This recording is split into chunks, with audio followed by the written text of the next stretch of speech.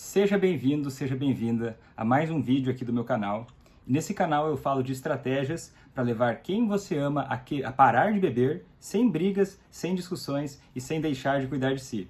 O meu nome é Vitor Blasius, eu sou médico psiquiatra e o episódio de hoje é: por que o alcoolista gosta de beber? Então hoje eu vou explicar aqui nesse vídeo o que faz o alcoolista gostar de beber e como você pode agir para poder mudar isso, para poder ajudar ele, ou enfim, influenciar ele para gostar menos de beber. Eu vou te explicar um pouco sobre como a dinâmica que acontece ao longo do tempo para ele gostar de beber, sobre como a cabeça dele funciona em relação a isso e sobre como as suas atitudes influenciam nesse gostar de beber. Certo? Então vamos lá. Porque às vezes a família fica muito sem entender o que está acontecendo, porque o alcoolista, mesmo tendo vários prejuízos, mesmo que isso afete a vida financeira, familiar, a saúde física dele, já começa a ficar doente, a saúde até emocional, começa a prejudicar os relacionamentos, e mesmo assim ele ainda pode afirmar que, olha, eu gosto muito de beber, beber é uma coisa que nem penso em parar de beber. Para mim, beber é muito importante, talvez ele diga coisas desse tipo, ou demonstre isso, né? Só que é o seguinte, a experiência de gostar de algo tem a ver com a química cerebral. Pode ver que nem sempre o sabor do álcool ele é agradável para a maioria das pessoas no primeiro contato, né? A pessoa pode começar a beber pela primeira vez e não gostar da bebida, né? Não gostar de bebidas fortes, enfim, não achar agradável continuar bebendo. Só que conforme ela vai bebendo, o que acontece? O álcool age no cérebro e aquilo cria uma descarga de dopamina, que traz prazer. E o que acontece? A tendência é que a pessoa comece a associar aquele prazer à ingesta do álcool. Né? Ela bebeu, mesmo que não era saborosa aquela bebida, opa, teve um baratinho, teve uma sensação de prazer, ou diminuiu um pouco a ansiedade naquele momento. Isso vai fazendo ela associar uma coisa com a outra. O cérebro começa a fazer associações. Opa, essa descarga de dopamina ocorreu nesse contexto, no contexto de ingerir álcool. Então isso começa a favorecer para essa pessoa ligar a ideia de beber com prazer. Então até o próprio sabor do álcool vai começando a ser mais tolerável, porque a química cerebral começa, olha, tudo bem, tem ali um sabor que talvez não é tão interessante, mas aquilo começa a ficar mais anulado pelo centro do prazer do cérebro, que vai sendo mais forte. Então a pessoa tem uma experiência de prazer, e ela diz o quê? Gosto de beber. Primeiro a pessoa gosta de beber, sem saber o porquê, né? Primeiro a ideia de beber é vendida para ela, e depois ela tenta explicar por que ela gosta de beber. Mas no fim das contas tem a ver com a química cerebral. E não necessariamente a pessoa precisa ter genética para gostar de álcool, ou genética de alcoolismo, para poder começar a ter um padrão de dependência ao álcool, ou de fato, mesmo não gostando de álcool das primeiras vezes. Porque assim, quais são os fatores que mostram pra gente quem tem genética para o alcoolismo? Eu vou te falar alguns deles, tá? Por exemplo, a pessoa que quando começa a ter as primeiras experiências com álcool, ela sente muito prazer já das primeiras vezes que ela experimenta. Ou aquela pessoa que não tem tanta ressaca no dia seguinte. Ou que ela é mais forte para o álcool, já aguenta beber muito mais logo de início. Ou já nas primeiras vezes que ela bebe, ela tem a tendência a beber muito mais. Isso talvez leve a gente a pensar que talvez essa pessoa tenha um componente genético um pouco mais forte para ter dependência de álcool. O que isso significa? Que essa pessoa vai se tornar alcoolista? Não necessariamente. E se a pessoa não tem isso, também não significa que ela não vai se tornar alcoolista. A gente está falando aqui de uma forma que o organismo reage à química do álcool. Só que a parte que faz a pessoa ficar dependente do álcool, para a maioria das pessoas, não é predominantemente através da molécula do álcool entrando em contato com o organismo. Porque essa descarga de dopamina, que vai ser gerada no cérebro, que é o que traz prazer, em geral ela é associada a outros contextos. Ou ao contexto que a pessoa vive. Por exemplo, a pessoa começa a beber e ter experiências com álcool enquanto está socializando com os amigos. Por exemplo, um adolescente começa a beber e de uma forma assim que é um momento especial, em que ele está confraternizando com os colegas dele e daqui a pouco é uma atitude que faz ele se sentir bem, pelo contexto também. eu começo a ir em festas e começo a beber, e ao longo do tempo a pessoa vai começando a associar os amigos e o prazer de estar entre amigos, o prazer em fazer atividades interessantes com a ingesta do álcool. Então, por isso que é importante, o cérebro vai fazendo essa conexão. Por isso é importante você entender que o cérebro faz essa conexão em relação ao contexto que a pessoa está.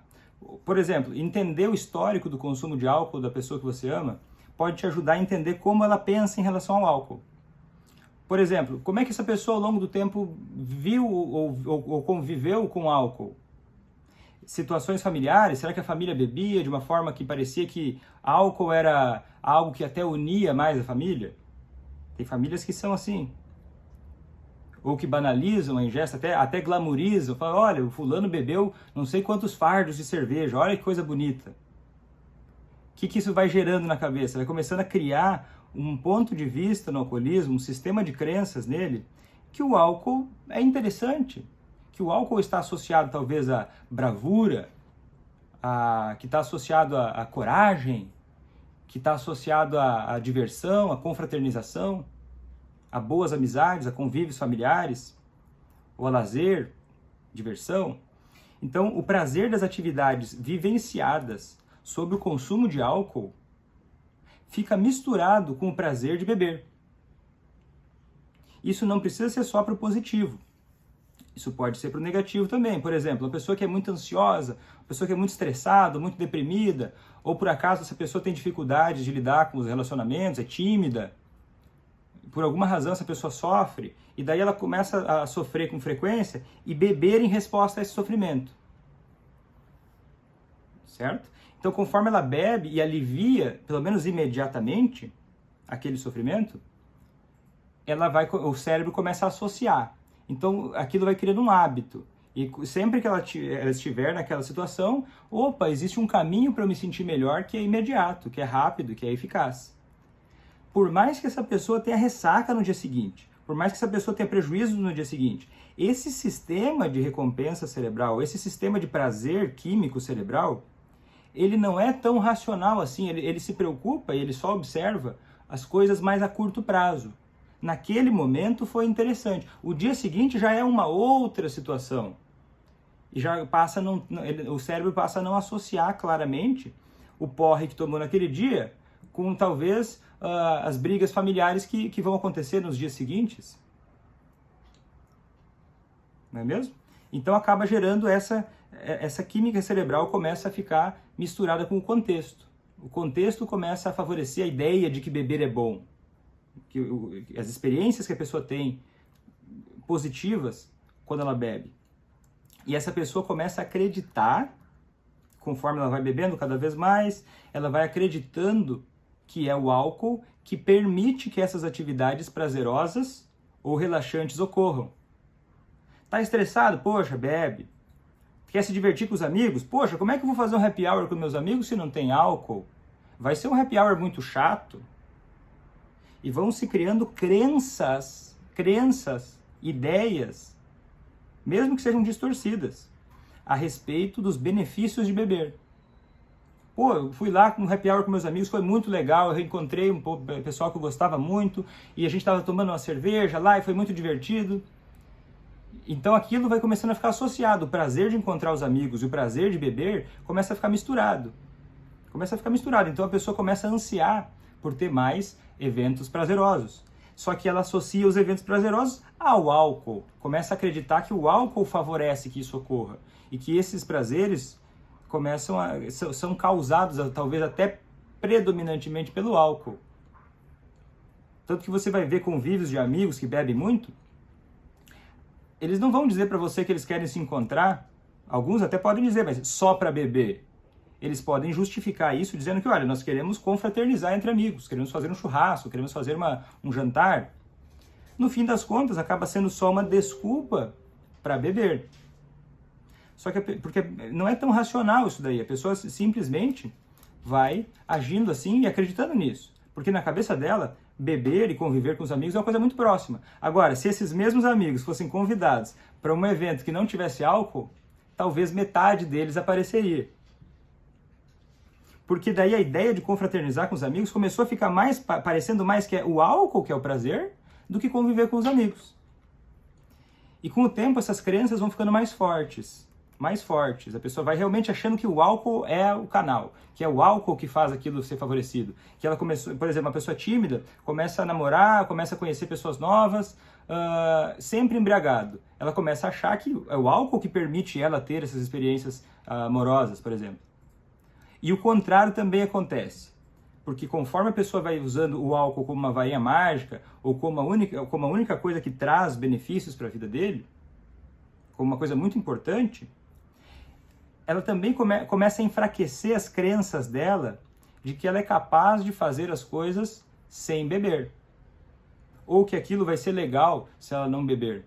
Por exemplo, poxa, eu vou numa festa e não vou beber, essa festa vai ser sem graça. E daí se você perguntasse para a pessoa, olha, mas você costuma ir em festas e não beber? Talvez ela até diga para você que não, que ela não quer nem imaginar essa ideia, porque como é que eu vou numa festa e não vou beber? Isso vai ser horrível.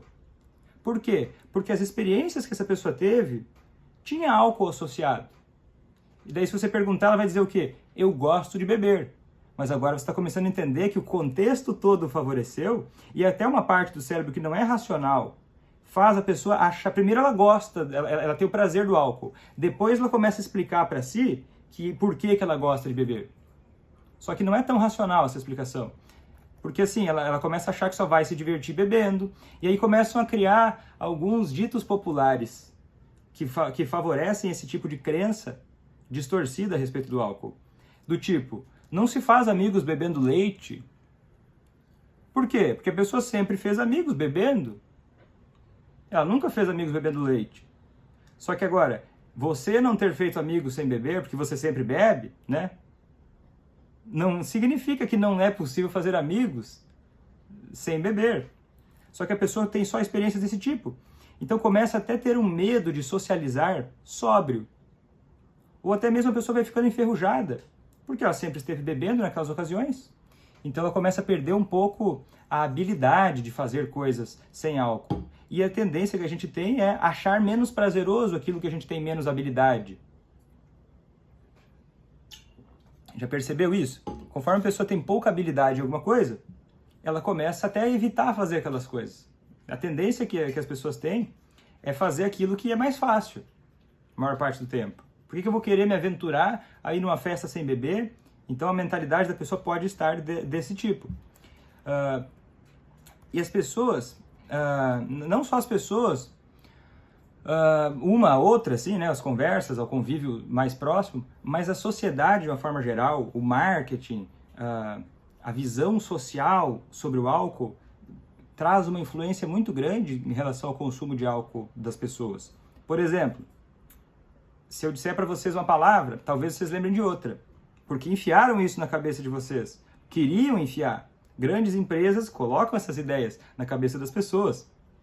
Por exemplo, está estressado? Toma um Dreher. O que ele está dizendo na propaganda?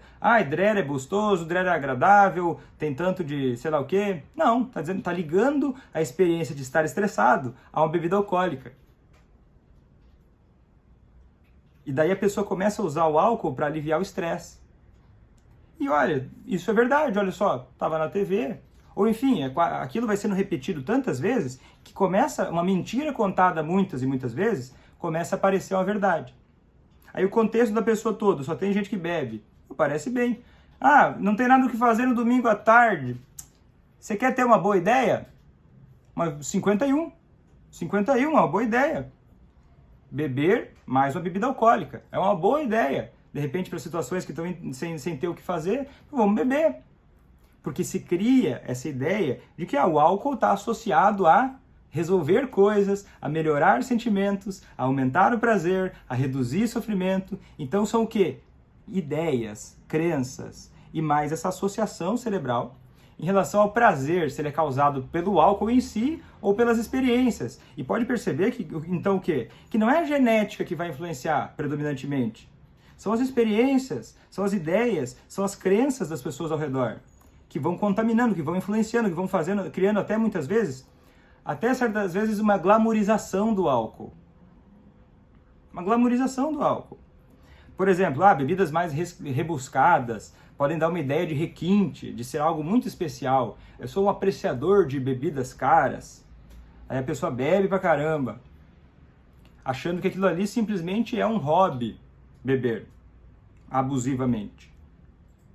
Né? Claro, não estou dizendo que todas as pessoas que bebem bebem problematicamente, mas eu estou dizendo que esse contexto pode ir banalizando para algumas pessoas e na cabeça de algumas pessoas, confundindo, fazendo elas pensarem que realmente beber demais não é um problema, que beber até é solução para várias coisas.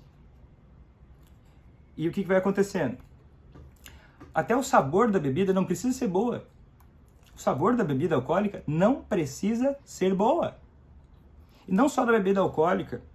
Essa influência da mentalidade, do marketing, das ideias que são impostas para a sociedade, até bebidas não alcoólicas sofrem essa influência. Por exemplo, uma bebida alcoólica, uma bebida que não é alcoólica e que não tem gosto bom, não tem um gosto especialmente bom, e que vende pra caramba energéticos.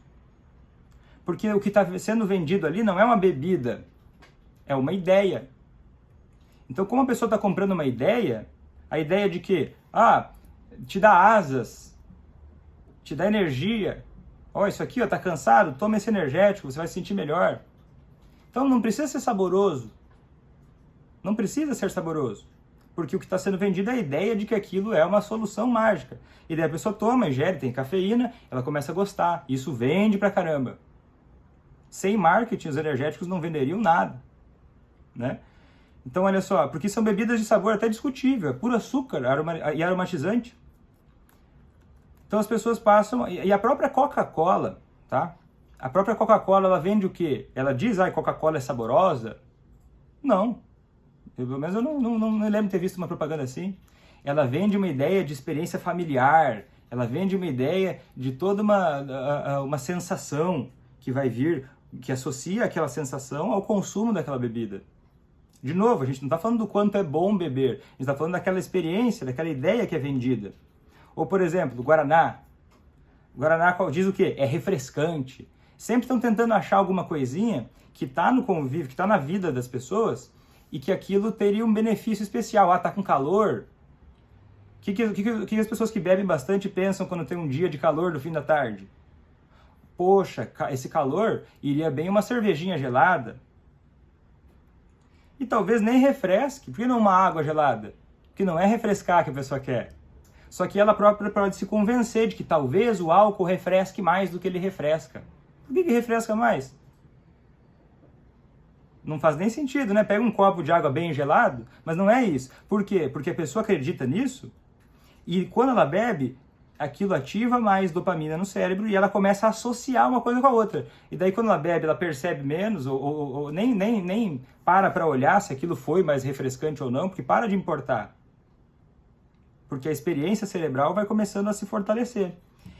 E com o tempo, a pessoa bebendo cada vez com mais frequência, um outro fator pode acontecer, que é ela começar a ter sintomas de abstinência leves. Né? Tá sempre bebendo, o corpo tenta reagir àquilo de alguma forma. E daí quando ela para de beber, uns dias, começa a sentir um pouco de ansiedade. E aí a coisa começa a afundar. Por quê? Porque daí ela sente a ansiedade por não estar bebendo, causada diretamente pela abstinência do álcool, e ela nem reconhece isso direito. Ela vai lá e bebe e, poxa, me senti bem melhor. Então o que vai acontecendo?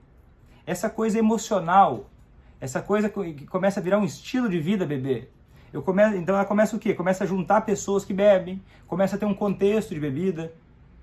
O caminho de ir para o bar beber é fácil, o caminho de ir no mercado comprar uma garrafa e ir para casa beber é fácil, porque já fez muitas e muitas vezes.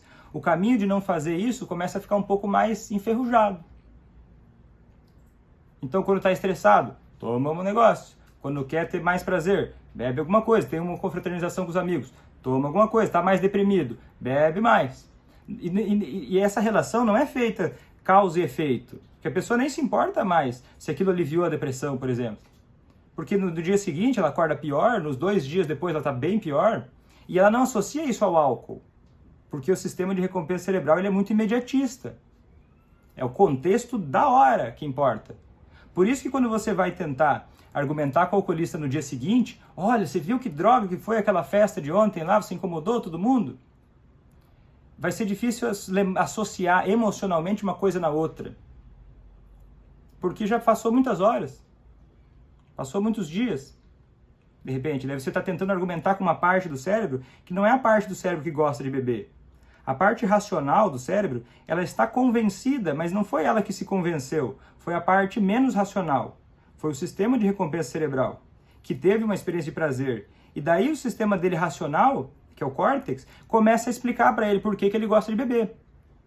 Então ficar argumentando com a parte que não é o problema, dificilmente vai trazer a solução. A gente precisa abordar mais a parte emocional. Porque você já ouviu aquela história? Quem ama o feio, bonito lhe parece? Quem ama o feio, bonito lhe parece. Com álcool é semelhante isso. Mesmo que a pessoa, mesmo que se a pessoa considerasse só o sabor do álcool, se ela não gostasse do sabor do álcool de fato, ou mesmo que ela fosse considerar que o álcool traz alguns prejuízos para ela pode mesmo assim reduzir a percepção dela de que aquilo é ruim. Porque ela ama o feio, bonito lhe parece. Ela ama beber. Ama beber. Por causa de toda essa experiência que eu acabei de relatar. E essas crenças positivas que ela tem em relação ao álcool. Ela está apaixonada pelo álcool. Apaixonada. Ela não sabe explicar por quê. E paixão às vezes é assim, não é mesmo? Às vezes a gente não sabe explicar por quê, mas eu estou apaixonado por aquela pessoa. Ou estou apaixonado por aquela ideia. E quando a pessoa está apaixonada, isso é racional? Não, é mais emocional. E o que acontece? A pessoa vai deixando, apaixonada, a pessoa vai deixando de notar os defeitos do outro, não é? Ela não faz uma avaliação fria, ela faz uma avaliação impulsiva.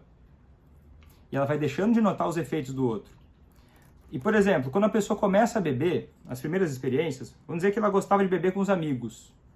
Gostava de beber com os amigos, confraternizar, e outros até poderiam até beber sozinhos, né? Mas com o tempo, para de fazer diferença o contexto. O contexto vai servindo para positivo, o contexto positivo vai servindo para a pessoa se apaixonar pelo álcool, mas com o tempo começa a parar de ser importante o contexto. A pessoa vai bebendo cada vez em mais situações, mais variadas. No início, talvez, antes da pessoa se tornar alcoolista, talvez para ela pensar em beber 12 latas de cerveja fosse um exagero. Agora, com o tempo, ela já bebe há tanto tempo, isso vai começando a amortecer. Vai começando a ficar cada vez mais normal, beber cada vez mais, porque é um hábito, ela já experimentou aquilo, foi prazeroso, então um pouco mais, vai aos poucos tomando cada vez mais conta, né? A paixão vai tomando cada vez mais conta do processo de decisão do alcoolista. E como você, familiar, entra nisso? Se o alcoolismo se estabelecesse rápido, e às vezes ele se estabelece rápido, mas em geral ele leva vários anos, se fosse rápido, a família ia se chocar muito mais intensamente. E ia reagir muito mais imediatamente. Só que como o alcoolismo ele vai se desenvolvendo em geral lentamente, a família começa sem perceber a se adaptar com aquela pessoa bebendo. É normal, fulano bebe muito. Tá, é normal. Tá, beleza. Daí começa, às vezes incomoda um pouco mais. Às vezes a família vai tentando fingir que não tá vendo. Às vezes vai tolerando mais os problemas causados pela pessoa. Porque, poxa, também ela bebe muito, por isso que ela perde os empregos. Então vamos pagar as contas dela, porque ela não está conseguindo pagar as contas. Não é mesmo? Ou a família começa talvez até a apelar pelo bom senso do alcoolista. Olha, você não está vendo que o álcool faz mal para a sua saúde? Mas ele está apaixonado. Fala mal da pessoa que alguém que você conhece está apaixonado. Fala mal da pessoa que a pessoa está apaixonada. Vai ser mais difícil, não é mesmo? Vai ser mais difícil. A pessoa vai começar a defender a paixão dela. E vai começar a virar uma briga de argumentos. Porque gostar do álcool não é uma decisão racional. E ele gosta do álcool por quê? Por conta das consequências que ele gera. E continua gerando. Se beber começasse a ser terrível, 99% das pessoas não beberia. Não beberia. Mas não é horrível. Tem benefícios. A pessoa começa a ter benefícios que vão favorecendo ela. Ela vai tendo mais incentivos para beber do que para parar de beber. E se você não prestar atenção que são os incentivos que vão gerando, essa vontade dele de beber, vai ser difícil você conseguir abordar isso de uma forma que faça ele querer parar de beber. Você vai tender a ficar querendo discutir racionalmente. E ao mesmo tempo a família às vezes também acaba ficando muito irritada com o alcoolista, tratando ele mal em momentos de sobriedade, marginalizando ele. Começa a pensar, poxa, esse cara tá atrapalhando todo mundo, meu Deus do céu, ele não se toca, eu vou dar um gelo nele. Quando amanhã ele vai acordar, ou daqui 3 dias, eu vou ficar 1 semana sem falar com ele, para ver se ele se toca. O que isso gera no alcoolista? Uma consequência negativa num momento de sobriedade. O sistema de recompensa ele é imediatista, não é mesmo? Então, se no momento de sobriedade, ele está ali, ó, faz 3 dias que ele não bebe, e está todo mundo de cara fechada para ele, começa a confundir a coisa toda, começa a parecer que a família não gosta do ser humano, e não daquele comportamento específico de beber. E isso precisa ser diferenciado, porque se ele está bebendo, hoje ele tem crenças de que beber é positivo, e também crenças de que a vida em sobriedade é desagradável. É a cabeça dele. Entender isso é a forma mais fácil de você começar a agir de formas que façam ele parar de beber. Por exemplo, tem gente que fala o seguinte, Vitor, mas olha só, o meu marido, quando ele bebe, ele fica muito desagradável. A gente vai num churrasco lá com a família, com os amigos, e ele começa a incomodar todo mundo, Vitor. E daí, poxa, isso não serve de consequência negativa para ele querer parar de beber? Não, sabe por que não? Porque se ele bebe muito e começa a ficar um chato, a tendência é que quando a pessoa bebe, durante o período de embriaguez, ela ter menos percepção das coisas negativas. Né? A pessoa que bebe fica mais corajosa, né? Então a pessoa tem menos percepção de que ela está sendo desagradável. Então se ela beber muito e as pessoas ao redor continuarem ali com ela conversando e deixando ela ser desagradável, ninguém vai embora. Ninguém deixa ele de convidar ele, de repente, para aqueles churrascos. Não tem uma real consequência negativa. Se ele fica desagradável, a família só fica se queixando. Daí no dia seguinte, ele vai acordar e vai achar, poxa, eu nem fui tão chato assim. Vocês que estão exagerando. Porque ele não estava sóbrio, né? Se ele tivesse sóbrio, talvez ele fosse perceber aquilo, mas ele não estava sóbrio. Então ele não vai perceber que ele foi desagradável com a família e com os amigos. Então o que poderia ser feito? Teria que ser mais enfático, a família teria que ser mais enfática sobre não aceitar aquilo. E como é que vai fazer isso? Vai xingar ele? Não. São todos adultos, né? Eu estou considerando aqui todos adultos. Um adulto que não está gostando de um adulto numa festa, faz o quê?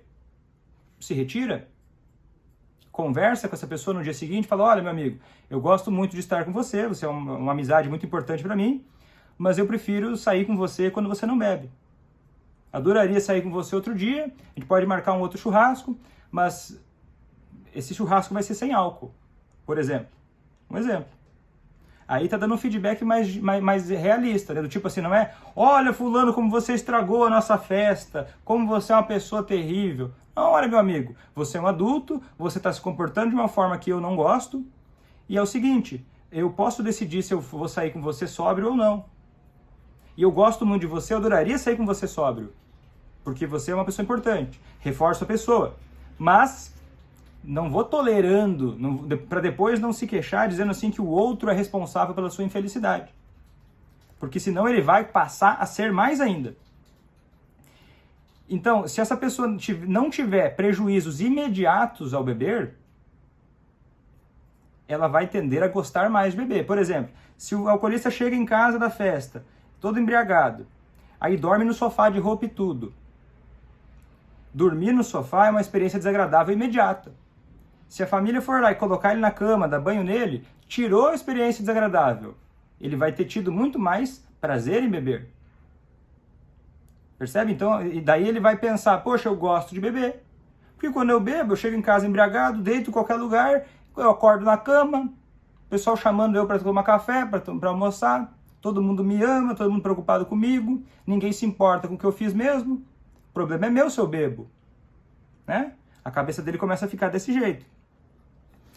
E às vezes a família, quando ele está sóbrio, começa a cobrar ele, culpar ele por todo o sofrimento de todos. Mas, poxa, isso pode fazer ele ter uma experiência negativa sóbrio. Negativa em relação à pessoa dele. né? Por quê? Porque o alcoolista ele está muito, de fato, misturado às vezes com a experiência de beber, na cabeça da família. Só que é importante dissociar uma coisa da outra, é como se tivesse duas pessoas. Eu chamo isso de lobo da sobriedade e lobo do alcoolismo. Né? A gente precisa deixar de alimentar o lobo do alcoolismo. Porque quando o lobo do alcoolismo está alimentado é que ele gosta de beber. Ele gosta, adora beber. E ele não precisa parar de gostar de beber para parar de beber. Inclusive, a maioria das pessoas que para de beber, depois de beber compulsivamente, não para de beber porque parou de gostar de beber. Parou por quê?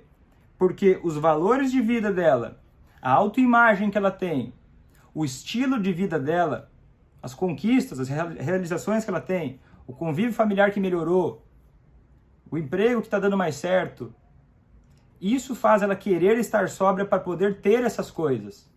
Então, se o alcoolista ganha tudo de mão beijada, tudo de mão beijada o tempo todo, mesmo bebendo do jeito que ele for beber, ele vai ter menos interesse em ficar sóbrio. Porque, de novo, ele está comprando uma ideia, ele está comprando a ideia de que beber é agradável. E se essa ideia se aplicar na prática, e muitas vezes a família acaba colocando essa ideia na prática, por exemplo, a família vai lá e facilita a vida dele ele bebendo. Às vezes até compra bebida para ele, bebe com ele. Vai estar reforçando a ideia de que beber é prazeroso e que as pessoas aceitam e concordam. Aí quando ele está sóbrio, a família vai lá e critica ele, culpa ele, estressa ele, e culpa ele por tudo, e critica ele. Começa a trazer milhões de problemas, tudo de uma vez só. Aí tá estressado, faz o quê? Toma uma bebida alcoólica. Porque tem que ligar muito imediatamente na cabeça dele que é aquele comportamento dele de beber que causa os problemas. Não é você reclamando o tempo todo, entendeu? Então é o seguinte, como é que vai inverter isso com o alcoolista? Nós precisamos ter atenção nas experiências negativas que ele vai ter em relação ao consumo de álcool, e podem ser pequenas ou grandes, mas quanto melhor você fizer, até as pequenas valem mais até. Por exemplo, dormir no sofá embriagado, perder o almoço, porque a família já almoçou e guardou tudo, ele acordou tarde demais. Não ir com ele, de repente, num jantar, porque sabe que ele vai beber, então nem vai com ele. Convida ele para outro dia, para ir em outro lugar que não possa beber. Então vai dando experiência, ele vai tendo experiências negativas em relação ao consumo de álcool dele e também responsabilidade. Porque quando a família critica ele dizendo que ele é o culpado pelas coisas da família, pelos sentimentos da família, isso é uma postura de falta de responsabilidade pelos próprios sentimentos, uma postura da família de falta de responsabilidade pelos próprios sentimentos. Porque estar com ele é uma decisão da família. Agora, como é que ele pode aumentar a percepção de responsabilidade dele? Olha, meu amigo, você está sendo desagradável comigo, mas só é desagradável porque eu não gosto. Eu não gosto desse tipo de comportamento que você tem. Eu adoraria outro dia sair com você se você não bebesse. Responsabilidade dele. Ele pode escolher daqui a pouco não sair com você.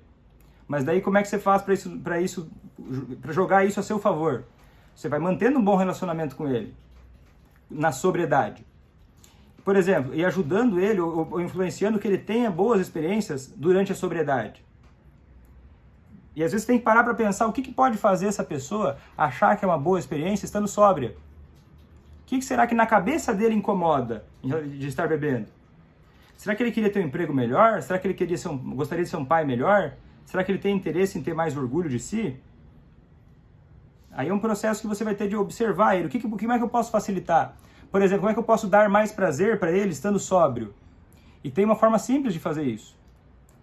O alcoolista que você ama, se você ama ele ainda, certamente, ele tem alguma qualidade, não é mesmo? E às vezes você elogiar essa pessoa por alguma qualidade real que ela tenha no momento de sobriedade, já pesa um pouquinho para lá.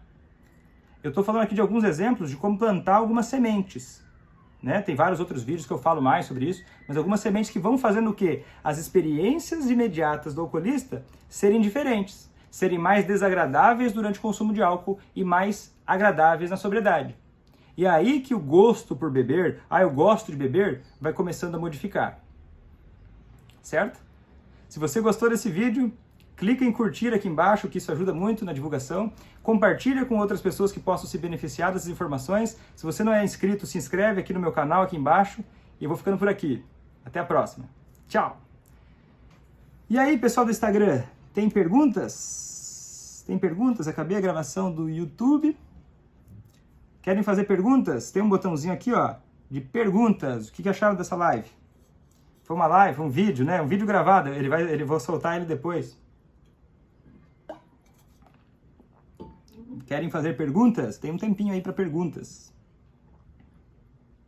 Pode escrever suas perguntas aqui embaixo ou colocar aqui.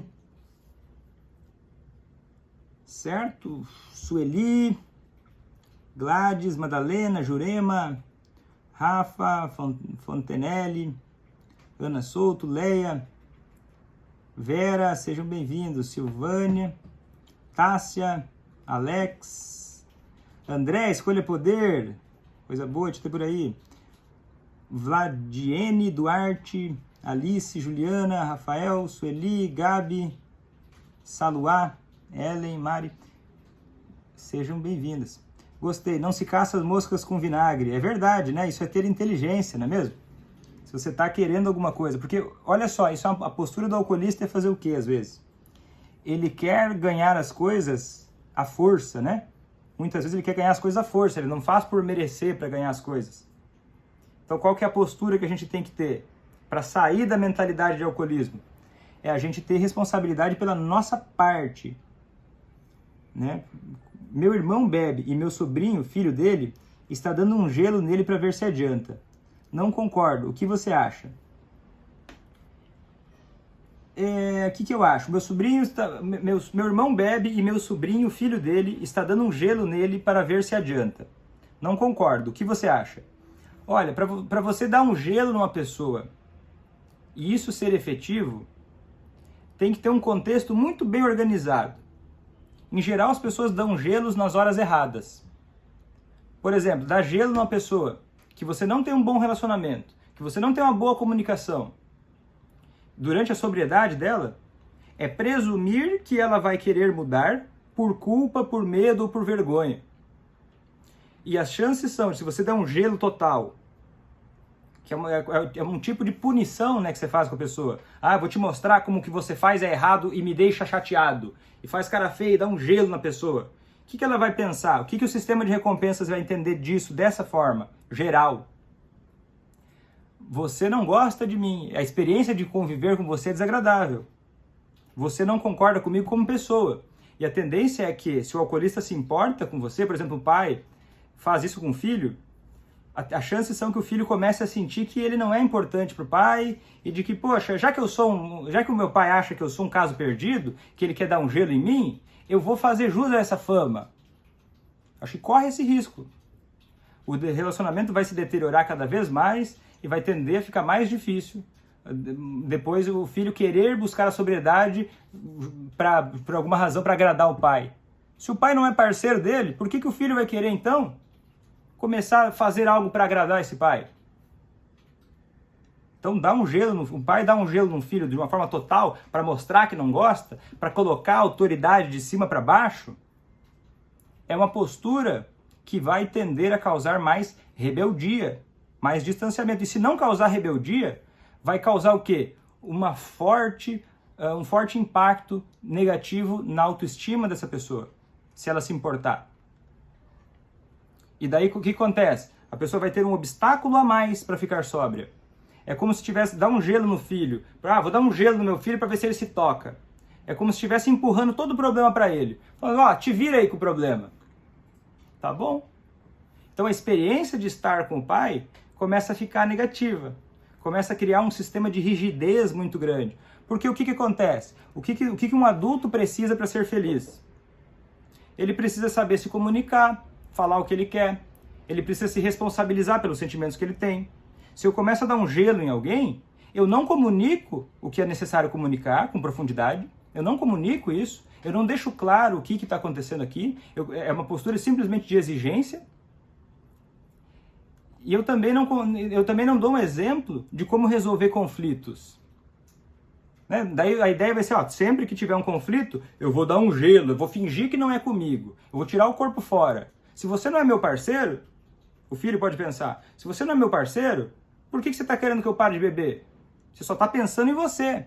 Ele pode chegar a essa conclusão, que pode ser errônea, mas pode ser fruto da confusão causada por esse gelo. Ah, eu vou dar um gelo. Que a pessoa fica frustrada, não tem habilidade de se comunicar bem, não tem interesse em aprender a lidar melhor, vai lá e dá um gelo. Gelo, achando que vai se resolver sozinho o problema. Só que se você quer ajudar uma pessoa para acelerar o processo de recuperação dela, você precisa estar presente, você precisa ser parceiro dessa pessoa. Você precisa ter um bom relacionamento para poder cobrar a pessoa depois. Só você pensar você que está me assistindo agora. Se alguém que você ama simplesmente te desse um gelo porque não gosta de coisas que você faz, você ia querer correr atrás dessa pessoa para agradar ela? Ou você ia ficar furioso ou furiosa? Ou você ia ficar ressentido e daqui a pouco até mais mal? No mínimo, essa atitude não está colaborando mais. Ah, Vitor, mas é impossível a pessoa parar de beber depois que o pai deu um gelo? Não, não é impossível. Mas ela vai ter que atravessar um campo minado para fazer isso. Ela vai ter que atravessar um arame farpado enorme para parar de beber. Ela vai parar de beber apesar do gelo que o pai está dando. Que o pai não está dando nem um exemplo de como resolver problemas e nem uma demonstração de parceria. Respondido? Respondido? O desligamento só piora a situação. Sabe qual que é o negócio? As pessoas dizem assim que se ligam demais. Eu me ligo demais no alcoolista, então a resposta é eu me desligar. Mas essa ligação que as pessoas, essa coisa que as pessoas chamam de ligação emocional, não é ligação emocional. Pelo menos eu não vejo dessa forma. Você ficar ansiosa correndo atrás da pessoa para forçar ela a mudar, isso é justamente uma desligação, é um desligamento emocional. Você está só preocupado com o que você quer. Você só está preocupado com as suas expectativas. Você não está se relacionando com o outro. Você não está se ligando com o outro. Ah, eu me importo demais com ele, por isso eu faço tudo errado para ajudar ele. Não, meu amigo. Isso não é se importar demais com ele. Isso é se importar demais com você mesmo. Então a chave é a ligação emocional real. É correto eu acompanhar meu marido quando negociamos o quanto e quando beber, já que ele admite que ainda não consegue parar 100% de beber? Olha só a pergunta dela. É correto eu acompanhar meu marido quando negociamos quanto e quando beber, já que ele admite que não consegue parar 100% de beber? A minha opinião é que não é correto. Ele admite que não consegue parar 100%. É impossível. A pessoa seria incapaz de parar 100% de beber. Quem quer, dá um jeito. Quem não quer, inventa uma desculpa. Tem que ouvir mais o que a pessoa faz do que a pessoa fala. O marido convidar você para tentar você te ajudar. O marido te convidar para você controlar o quanto ele bebe, ele está colocando você como a responsável pela ingesta de álcool dele. E daí você vai ter um problema enorme nas suas costas, porque só tem um ser humano que pode decidir parar de beber de verdade, que é ele. E você aceitando esse pacto dele, você cria a ideia de que você é responsável por resolver isso e facilita a ideia de beber para ele. Ó, tá tudo certo eu beber, eu vou tentar beber moderado, mesmo que isso nunca tenha dado certo antes. E ainda tenho minha esposa que concorda comigo, ela vai comigo, e se eu beber a mais, a culpa é dela, ela que não me segurou. Percebe a mentalidade que vai se criando com esse tipo de combinado que você pode fazer com o alcoolista? Então, a resposta é não. Porque não consigo beber 100% não é uma realidade. Ele consegue, ele não quer fazer isso.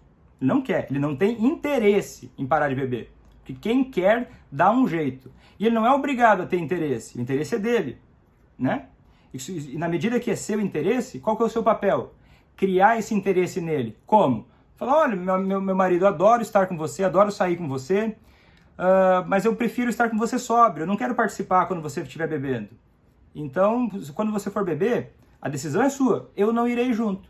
Você aumenta o valor do seu passe, né? Você valoriza mais sua presença, o valor percebido da sua presença aumenta e cria interesse nele. Olha, ok, minha esposa não está brigando comigo, ela é uma pessoa legal, eu adoraria ter ela comigo, só que o custo disso é eu não beber. Aí ele vai decidir se ele quer ou não ficar com você ou se ele prefere beber. E se ele preferir beber, não leve isso como uma ofensa pessoal. Só é o sinal de que ele ainda não tem o interesse criado, ainda não criou interesse em parar de beber. E daí tem várias outras formas de fazer isso também. Que mais? Respondi? Respondi?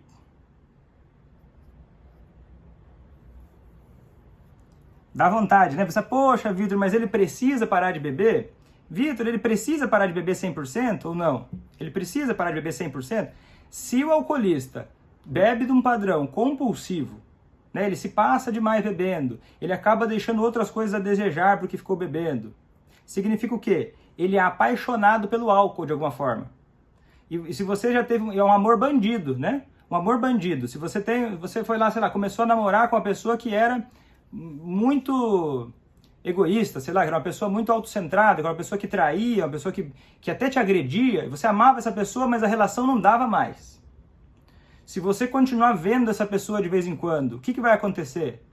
As chances são de que você comece a, de novo, se iludir com a ideia de que é bacana conviver com aquela pessoa que não dá mais. O alcoolista vivencia isso em relação ao álcool. Né? Ele às vezes, eu não quero totalmente me desligar do álcool, eu não estou pronto para dizer tchau pro álcool, eu amo ele demais, eu sou apaixonado por ele. E daí fica tentando ver o álcool só de vez em quando. Uma minoria vai conseguir beber moderado. Menos de 10% vão conseguir beber moderado. E os que vão conseguir, a maioria ainda, vai acabar levando meses, mas vai continuar bebendo compulsivo depois. Então, e assim, quem já conseguiu beber moderado de verdade, tem uma característica que é importante. Os raras pessoas, duas, né? Uma, nunca teve um alcoolismo muito grave, nunca teve um alcoolismo gravíssimo, que gerou internação, que gerou grandes prejuízos. E essa pessoa que vai voltar a beber moderado um dia e que vai conseguir, ela tem um intervalo de ficar sem beber por no mínimo 3 a 6 meses. No mínimo. E ela vai voltando a beber com consciência. Então a raridade de encontrar um ser humano nessas circunstâncias, que olha, porque para você beber moderado, é necessário ter na cabeça, qualquer pessoa, ter na cabeça que não beber é uma possibilidade, que não é terrível a ideia de não beber. Porque quem imagina que não beber é terrível, vai tender a se passar no álcool. Vai tender a criar essa paixão de novo.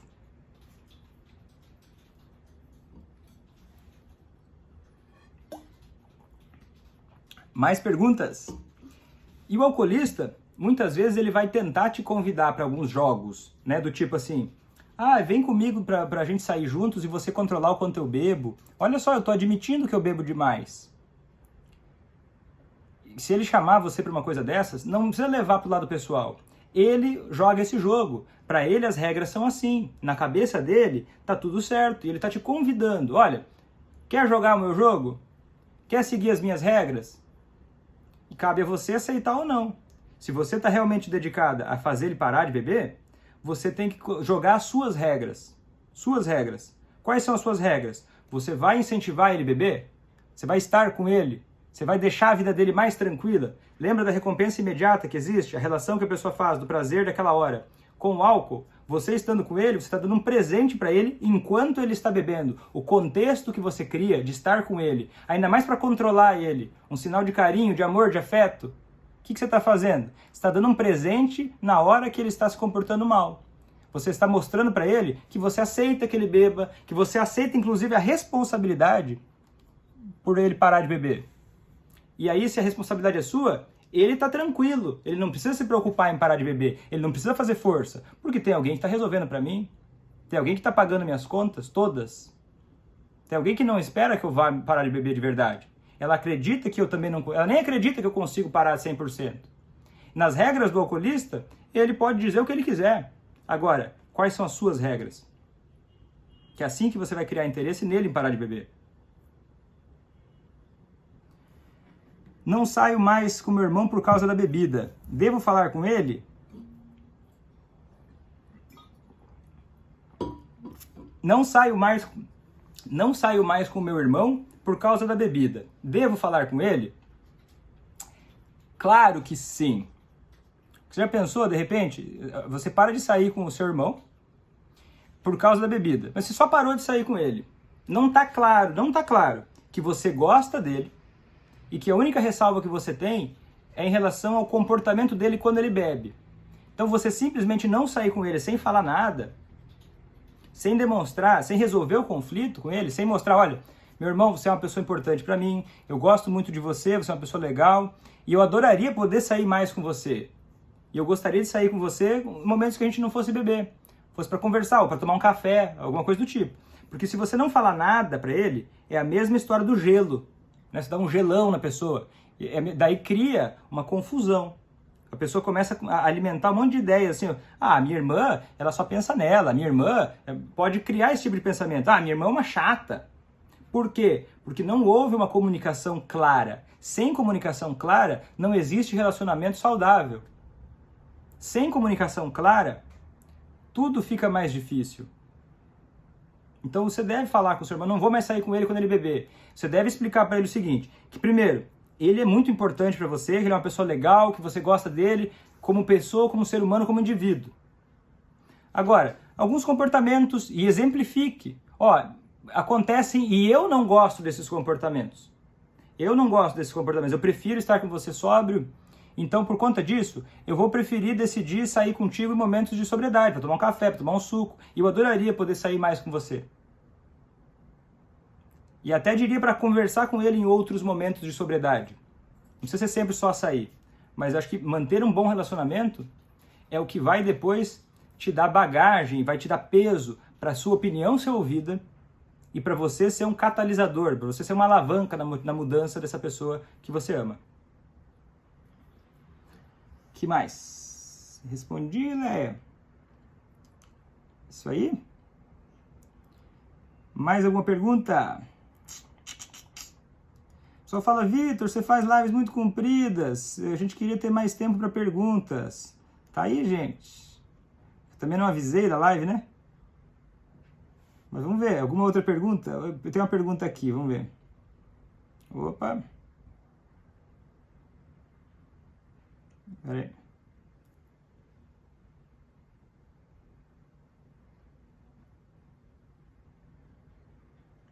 Vamos ver. Meu marido bebe uma garrafa de vinho todos os dias. Não tem ressaca. Nunca atrapalhou o trabalho. Quando conversamos sobre parar, ele fala que gosta muito. Já faz parte dele e ele não quer. Dói muito, não sei como ajudar, nem quando começar. Olha, essa live é especialmente para explicar isso aí, né? O marido bebe uma garrafa todos os dias e nunca atrapalhou o trabalho. Então tem que ficar claro para você. Por que é que você quer que ele pare de beber? Por que você quer que ele pare de beber? Porque ele está dizendo, faz parte de mim. Eu não quero, eu gosto muito de beber. Quer dizer o quê? Ele está dizendo para você o quê? Ele está tentando explicar o que o sistema de recompensa cerebral vendeu para ele. A ideia que já estava vendida. Não é uma ideia que vem dele, vem do sistema de recompensa cerebral dele. Ele tem mais experiência de prazer quando bebe e menos experiências de prazer quando está sóbrio. Então como é que você pode ajudar ele? Começa primeiro entendendo por que, objetivamente, você está absolutamente convencida. Primeiro você começa se convencendo. Por que você acha que beber atrapalha a vida de vocês? Aonde você se afeta com isso? E quais regras do jogo você vai querer jogar? Por exemplo, você pode influenciar ele a querer parar de beber na medida em que ele entender, por exemplo, faz parte do meu estilo de vida beber. No caso dele, né? Eu gosto muito de beber. Tá, mas aonde que está o prejuízo? Onde é que ele pode perder por isso? O que ele pode deixar de ganhar por isso? Porque se não encontrar nada, absolutamente nada, que ele possa perder ou que ele possa ganhar parando de beber, é muito difícil convencer uma pessoa. Porque não tem benefício. Não tem benefício. Porque assim, você continuar agindo com ele normal, ele bebe, daí você vai lá, ele bebe uma garrafa de vinho, você tá onde? Você fica com ele quando ele tá bebendo? Você bebe com ele? Ou você fica só reclamando que ele bebe? Só reclamando, só reclamando, só reclamando. Quando você só reclama, você está só exigindo. É um jeito de ajudar que soa para o outro, mesmo que não seja, soa para o outro egoísta. Soa para o outro que você não entende ele. Então o primeiro passo é qual? Quebra essa objeção dele. Entenda ele. Entenda o que ele pensa. E ao mesmo tempo coloca as suas regras. Olha, você vai ficar bebendo à noite, bebendo vinho à noite? Tá, eu vou fazer outra coisa. E alguma coisa de preferência que seja muito legal. E daí vai conversando com ele na sobriedade para ver como o relacionamento de vocês está sendo impactado por isso e até que ponto ele se importa. Porque eu tenho um colega, eu tenho um amigo, que ele é baiano. Eu não sei, talvez você saiba, né? Imagino que você saiba, que na Bahia tem muito camarão. E esse meu amigo adora o cheiro do camarão, adora camarão, ele comeu pouquíssimas vezes na vida.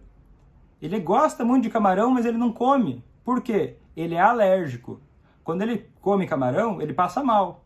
Então ele nunca mais vai comer camarão, mesmo gostando. Então o alcoolista que bebe uma garrafa de vinho e diz que gosta, não tem problema, pode continuar gostando. Mas assim, ó, o que mais na vida fora o álcool existe? O nosso relacionamento existe, né? Você, esposa, pode pensar, o nosso relacionamento existe. O convívio com os filhos existe. E quais coisas no nível emocional você se importa? Né? Qual coisa no nível emocional ele pode se importar? Ele pode se incomodar de perder por estar bebendo ou pode querer ganhar? E nisso, as suas regras do jogo vão influenciando ele a criar esse interesse, a criar um certo incômodo em continuar como está. E um certo prazer, uma certa provocação positiva em relação a mudar. Certo? E para isso tem que fazer o quê? Tem que entender mais. Né? Tem vários vídeos que eu faço, várias lives, participar mais, para aprender como fazer isso. Não ficar só esperando o problema se resolver do nada, ou ficar só se queixando que o outro não faz. O que mais?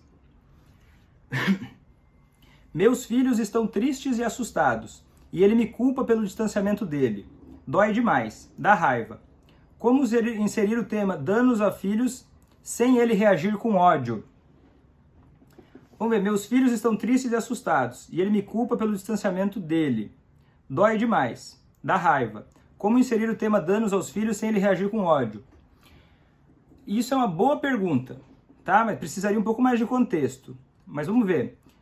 Primeiro, você não é obrigada a mostrar para ele que ele danifica os filhos. Não é obrigada. A sua obrigação é proteger os filhos na medida do necessário. E os filhos se afastarem dele, ou de alguma forma ele ver alguma reação dos filhos, em algum momento mostrar que ele não gosta do que está acontecendo, pode ser uma janela de oportunidade para começar a conversar sobre o assunto. Para você ir conversando, às vezes uma pergunta aberta, olha, você está vendo isso? O que você acha que causa isso? E daí a resposta dele, inclusive, é que você é culpada.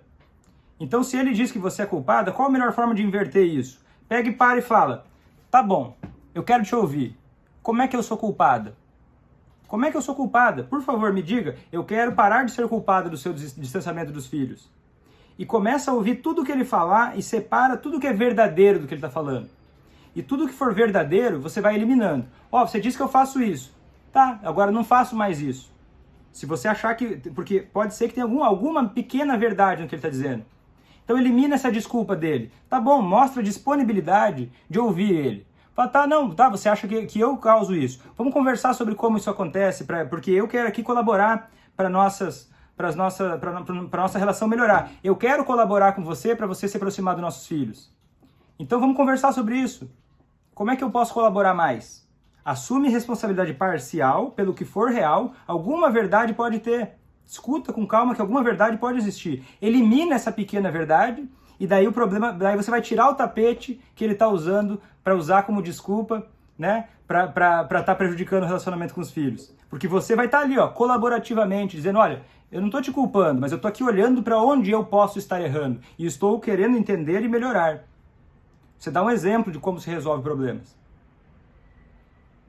E daí você, inclusive, colabora, ó, no que for possível, na sobriedade, ajudar a se conectar com os filhos. Né? Na sobriedade. Durante a sobriedade. Ajudar a se conectar com os filhos. E assumindo tudo que você possa estar fazendo de errado. Com a postura de autorresponsabilidade, sempre é o melhor caminho. Mas daquilo que é real. E você tem que parar para ouvir. Não dá para se defender de cara. Tem que parar para ouvir. Certo, pessoal? Então é isso aí. A live está terminando. Vou ficando por aqui. Até a próxima. Tchau!